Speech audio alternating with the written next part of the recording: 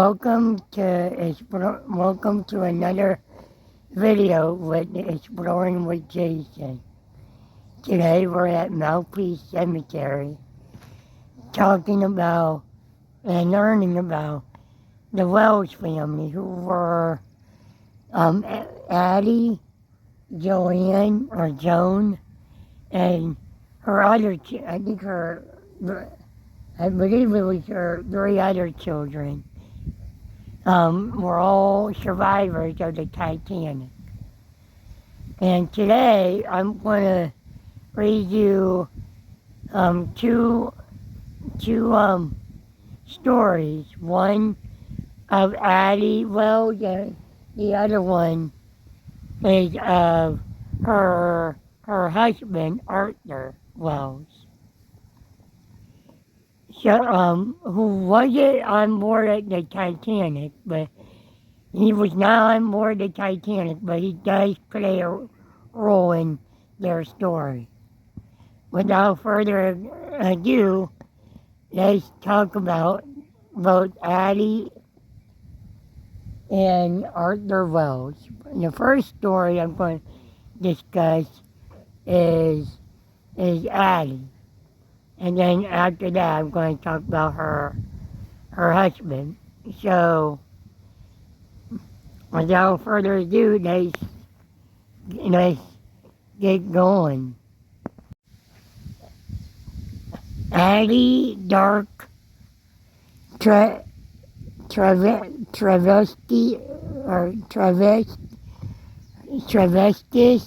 Wells was born on January 17th, 1883, in Street and Nolan, the New Street, in Newland, Cornwall. This was a harbor in front of the location, which was referred to as wharf, or however you pronounce it. I know I'm probably butchering it.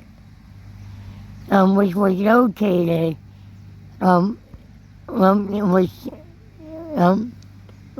which was also referred as, sorry, I'm repeating that.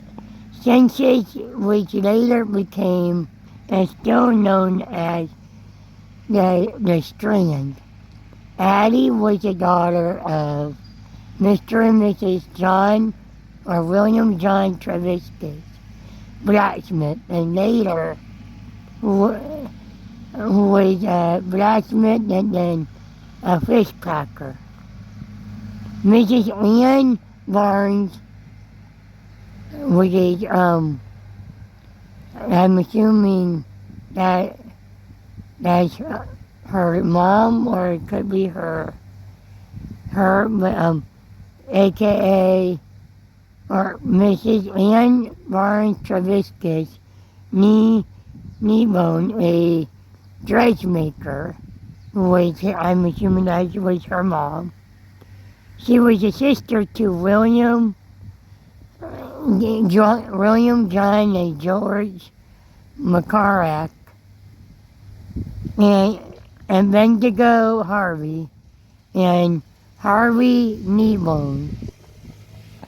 Addie married John or Arthur Henry Wells, which was a railway conductor in 1907, and they were married on February 26, 1908, and their first child, Joan, was born in Newland. Their second son, Ralph Lester, was born on December 15, 1909. The family moved to live in 2 Nevada Place, Seymour, near Penzance. Her husband, whom her husband moved to Akron, Ohio in 1910, which was on Arch Street. Her Addie's brother, Bendigo, Traviscus, had accompanied them in 1912 after leaving her home in Nevada Place in Haymore, or however you pronounce it. Addie joined her husband and brother to Akron. She had sold their household furnishing before leaving, but had brought her family linen with her. The linen included pieces of inherited from her mother and grandmother. She was on board the Titanic at Southampton after being seen off by her husband and brother, William Wells, who had traveled up places and was later joined the family in Akron. She was a second-class passenger with her 2 young children, and their tickets were number 29103, and which cost £23. They have been originally due to travel on the ocean, but was transferred due to the coal strikes. Addie Wells and Emily Richards had strolled the deck of the Titanic the night of the 14th.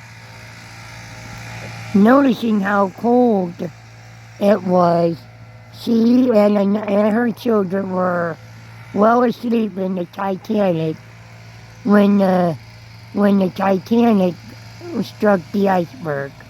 She awoke to a tremendous jolt. She heard commotions, and a friend yelled, "Dress quickly. There's some trouble, I believe, and I don't know what it is."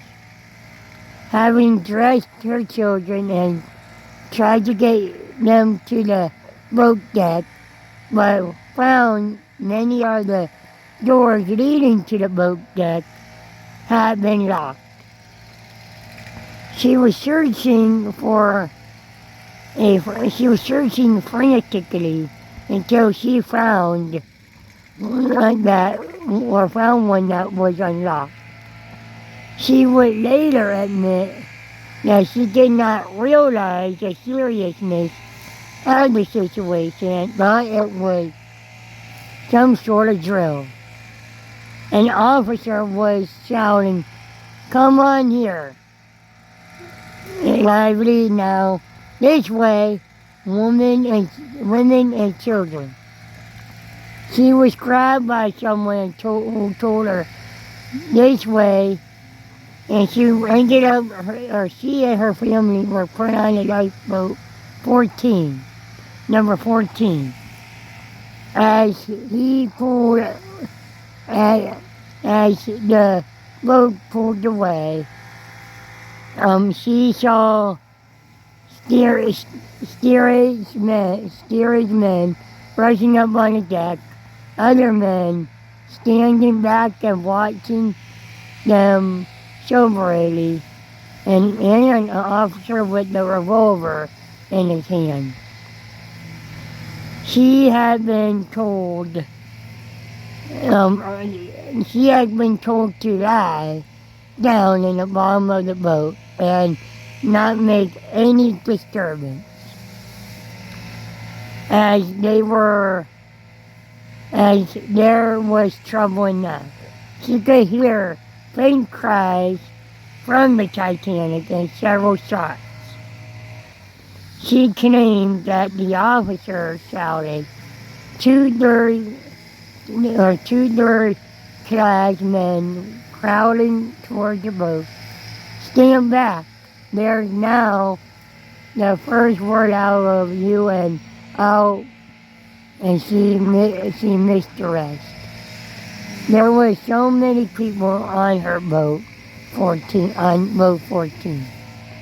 Addie could not sit down. Instead, she held her children in her skirts to keep them dry.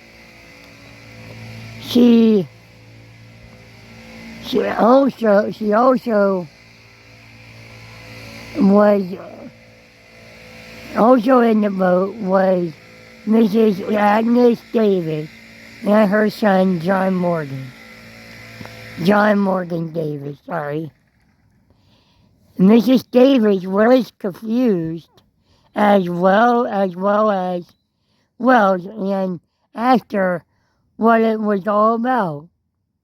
When the ship went down, people could still could be heard screaming as they had been locked in their rooms in memory that would cause Addie to have nightmares for years. The Wells spent the night on the boat and were picked up at daybreak on the Carpathian. She refused to sleep below deck, I'm assuming. Supposedly they slept on deck. The Wells were met in New York City by her husband Arthur and her brother, who traveled from Akron. They spent the night of the 19th of April at Star Hotel 57 at Clark Street. Reporters and told of her while there, Mrs. Wells, which is Addie, told the reporters that she told them her experience 8 years later after the incident. She told her, the Wells lived in Euclid Avenue. Arthur worked as a machinist in a laundry shop and was caring for Joan, Ralph, and son, who would be born in 1918. Arthur Wells, who would be named Arthur L. Wells. Arthur's brother, William, was also living with family, and another son, Charles, who would be born on February 22nd, 1921. She passed away in, I believe, she passed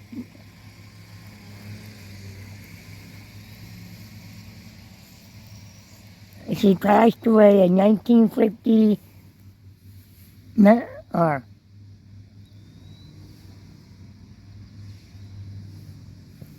maybe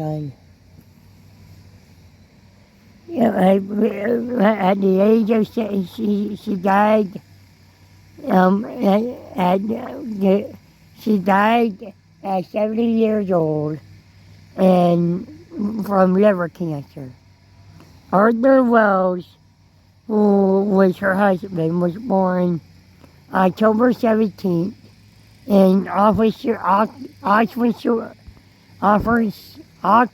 Oxfordshire, England, and they were married in 1907.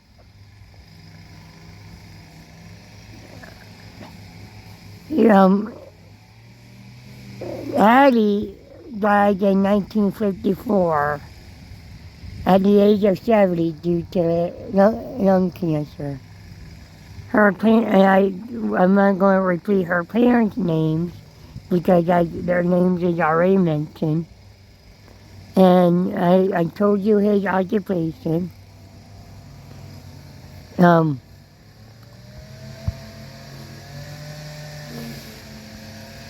so the children of Addie Wells, Addie and Arthur, is Joan, who was born February 26, 1908. And she died in, I believe in the 1920s. And she died at the age of 20, I want to say 25, according to Find the Grave. And it said that Joan died of blood poison, but it also said that, I forget what else it said, but she died real young. She never was married. But Addie and there's two other children, Ralph L. or Lester Wells, who died, Ralph was born in 1909, and Arthur Lovesy Wells was born in 1918. And their final child was Charles, who was born in 1921. He was on the ship, the Majestic, was sailed from Southampton to New York on August 3rd of 1910. Vacation for neutralization in Akron in February of 1915. And that is their story, the Wells family, and they're all buried here. If you like what you see and like what you hear, I hope you enjoyed this video. But if you like what you see, please give me a like, subscribe, and follow me. And I hope to see you on the next adventure.